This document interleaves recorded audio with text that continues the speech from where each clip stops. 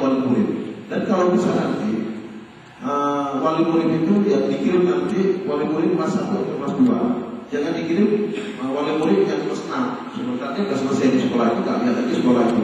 Tapi kalau dikirim wali murid yang kelas 1 kelas 2, supaya dia lebih lama di sekolah itu bisa membantu sekolah. Karena dalam sekolah ini ya 2 hari. Dalam 1 hari itu 2 jam sama ibu-ibu, 22 jam itu sama orang tuanya.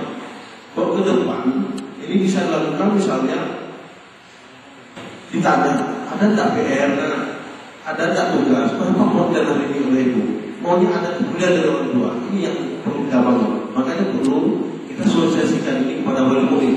Nah, biar wali murid nanti sosialisasikan pada wali murid lainnya. Kemudian bisa ada juga salah satu program, misalnya ada taksuran itu setiap Kamis ada di Radio Gama 94,5 FM di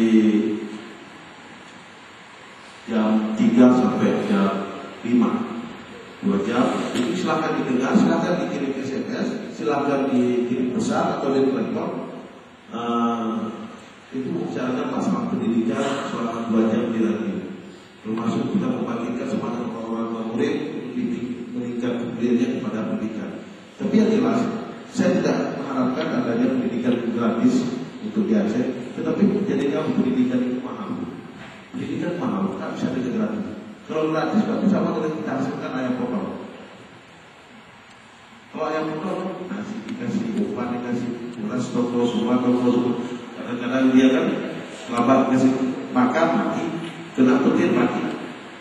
Jadi maunya sekolah itu mahal, bukan gratis. Kalau gratis itu ya artinya ya satu orang guru mengajar di kelas 1 sampai 6 karena gratis, karena nggak cukup guru.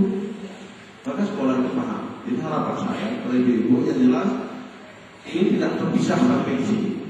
Memang kami ketahui materi pada hari ini tidak maksimal. Seharusnya 4 tahun. Seharusnya 4 tahun baru bisa ibu ideal mengajar. Tapi 4 hari. Ya mungkin ya semampu Pak Kirodi dan semampu Pak Adi ya sudah memberikan kepada ibu-ibu yang mudah-mudahan ada manfaat dan bisa berjalannya terhadap apa yang disampaikan oleh Pak Guru dan Pak Dikron dijalankan di sekolah masing-masing. Kami tidak melakukan pemeriksaan, kami bukan polisi.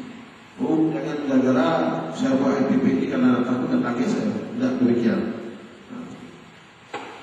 Jadi dalam hal ini Musoy dan dapat teguran dari Jari supaya peserta 34 ya, bukan 33. Ya, sorry 34 peserta yang dari 37, 3 orang yang tumpah. Karena kenapa tumpah? Ini proses terbudi. Kita kan diberikan fasilitas oleh Kapol untuk kelas 1 150 orang, untuk kelas 2 150 orang, kelas 3 150 orang. Sedangkan SDMI ada berarti 181. Makanya kalau ada yang anak kelas 2 ini pulang.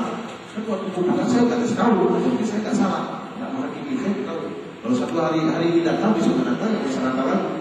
Nanti dia kita kasih untuk SD lain, karena ada SD, ada admin, atau yang nggak kebagian.